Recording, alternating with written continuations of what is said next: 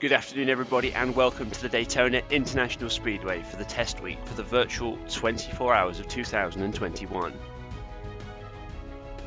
With an expanded 4-day schedule including a final day of pre-qualifying to determine who makes it to race week, this week could not be more significant. So without further ado, let's get down to the track and recap what happened on day one. Light clouds and a dusty circuit greeted the prototype field as they were the first to tackle the Daytona International Speedway for the virtual 24-hour test week. With 26-degree temperatures and no chance of rain, it was crucial that everyone took advantage of track evolution to get their best time. While this was only practice, everyone in Pro still had one eye on ensuring they didn't fall into the 10-car pre-qualifying session at the end of the week. With a slight headwind down the Speedway's backstretch, a good tow could prove critical. The early pace was slow, with low 1 minute 38, far below what was to be expected by the end of the session. Peugeot came out of the block strong with an early 1-2 lead, but Porsche, Daytona and Nissan also looked strong with 10 minutes completed. Rosendo Werner laid down an early mark to top the timesheets, but not for long, as Nathaniel Powers narrowly bested his time. Track evolution though was so strong, the first 30 minutes of this session were all about setup work and getting the driver fully comfortable in the car. Traffic was also a factor, something that will be a common theme throughout the race, but it was making it difficult to find the outright pace onto the circuit. Campos Motorsport's Jean Matson finally showed his pace in clear air to progress to third place, while Hunter Ryan in the Maserati threatened the edges of the top 10. After 15 minutes, the top three cars were Powers, Inman and Matson, separated by only 0.3 of a second. Indeed, just over a second covered the top 10, a common theme throughout the day. In Prototype Am, Blaise Duval was an impressive 11th overall, with Qin Shunxiao in 20th, 1.3 seconds back. The two amateurs in the field today, Ahmed Chima and Cliff Trevino, were easing into their prototypes for the first time, with more pace sure to come as the track gripped up. Meanwhile, in the innovative class, Driver Bot for Quantum Industries Motorsport progressed to within 5 seconds of the leading pace. It took 20 minutes, but Mercedes-AMG team Kately Arrow showed their hand with Enzo Domenicali, while Urmo Kruder in the Ingram Jaguar also moved up to 12th position. Honda's day was also improving. Ryota Onishi and Luke Stokey in the Franklin prepared machines were knocking on the fringes of the top 10 before the Japanese driver moved all the way up to second overall, and he'd be threatening the front for the entire session. With half the session complete and already lap time improvements of over 3 seconds, attentions at the back of the field in particular started to turn to the prospect of pre-qualifying. Felix Rivera, Stephen Kasami, Hugh Dwyer and Luca Gray had time to find if they were to aid their team's cause and avoid being in the 10-car session at the end of the week. With half the session remaining, the first yellow flag was thrown, with Ahmed Chima pointing in the wrong direction on the short chute between Speedway 3 and 4 as he was hit from behind by Sébastien Vauquelin, pitching the Alfa Romeo-powered Ligier into a spin. While the incident looked seemingly innocuous, unfortunately the Irish team's car had to be repaired, so Chima played no further part in the session. Meanwhile, Ryota Onishi continued impressive day to move to fastest overall ahead of Rosendo Werner and Olin Inman, with Nathaniel Powers and Hirota Nakamaya making it 5 brands in the top 5. Werner, however, lit up the timesheets with a 1:34.358, showing representative pace in the Porsche RS Hybrid, with Onishi and Inman in the pits planning their closing salvo as 10ths at the top. Jean Matson also started to show his pace in the Tauro, leaping up to third place. Urmo Kruder suffered misfortune with 35 minutes gone in the session. Coming out of the pit lane to start a new run, he made contact with one of the grey Cadillac cars, unfortunately damaging a toe link and meaning that he could play no further part in the session.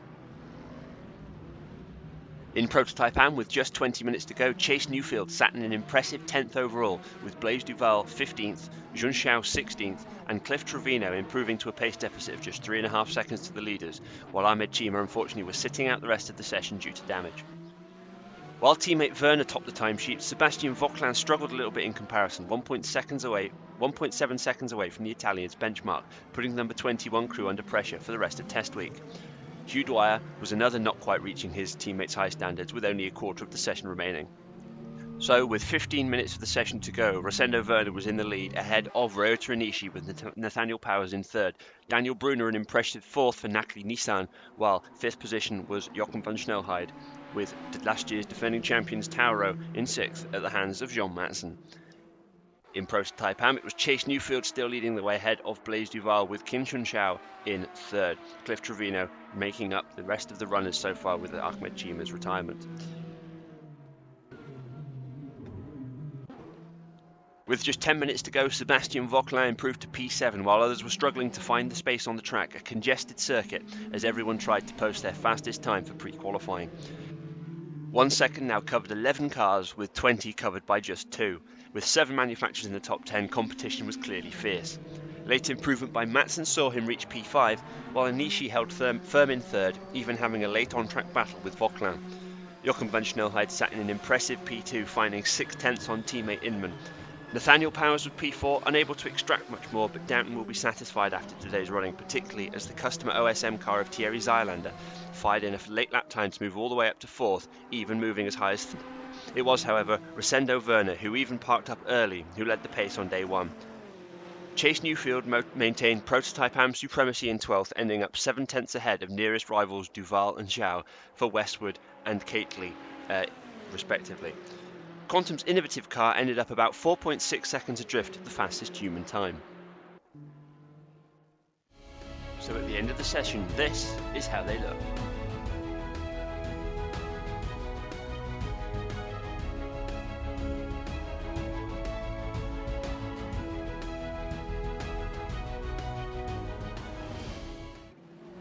The GT runners followed on from the prototype action, with 21 cars taking to the track, 14 in GT Le Mans and 7 in GT Daytona.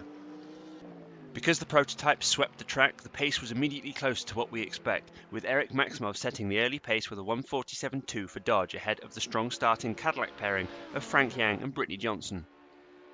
Will Hoskins set a new benchmark in his Honda NSX for Franklin with a 46.8, meaning he was in the lead at the 10-minute mark ahead of Maximov, Yang, Johnson and teammate Felipe Cesar in GTD. Lewis Ellington set an impressive time to go P2 overall in the GTD high-wind Ferrari, and with Cesar in 6th at this point, it's clear the amateur-backed class lacks nothing in the way of talent. After a third of the session, it was Hoskins, Ellington, Bayer, Maximov and Visquila topping the overall timesheets, GTD runners Ellington and Cesar continuing to impress. Meanwhile, best of the amateur drivers was Bradley Downton, who's doing double duty this year in his McLaren and also in the Downton prototype in Prototype AM, up to 9th, only 7/10 off the pace after 20 minutes. William Ingram was similarly impressive in his Jaguar F-Type, while Jean-Claude Chazola and Heinrich Wallinger got to grips with their machines. The number 93 Lapierre Porsche is featuring a livery celebrating Daytona Beach, the venue for this year's virtual 24 hours. At the halfway mark, Hoskins continued to increase his margin, while Spencer James set a time to sit himself in 7th position. After a period without much improvement, McLaughlin rocketed up the order to P3 ahead of teammate Ellington. Times were just as close in the prototypes, with only a second covering 12 or 13 cars for much of the session. Max Meyer was the next to improve in his Porsche, moving up to 5th with just over 10 minutes to go, with Thunstrom making a similar stride up to 10th in his McLaren. Within the final 10 minutes, improvements were few and far between, and indeed for some, their early efforts had proven to become their benchmark for the entire session. Mercedes will perhaps be slightly disappointed, but at only 1.2 seconds off the pace, they're still right in the mix. Porsche's Carlos Zapatero also struggled, a whole 9/10 off of his teammate in his 911 RSRV. Heikki Visquila was one of those who had improved, moving all the way up to 2nd position with just 5 minutes to go, along with Luke Romero in 3rd for Dodge in the number 43 Richard Petty machine. However, it was Luke Hoskins who remained at the top with a 1:46.5. 5th and 7th overall saw Lewis Ellington and Felipe Cesar head GTD, while Downton's impressive benchmark saw him remain as the best amateur. So at the end of the GT session, this is how they finished. After a scintillating first day of test week here at the Daytona International Speedway, the teams and drivers now have an evening to reflect and to make some changes to their cars ahead of continued running on day 2. Join us tomorrow for more.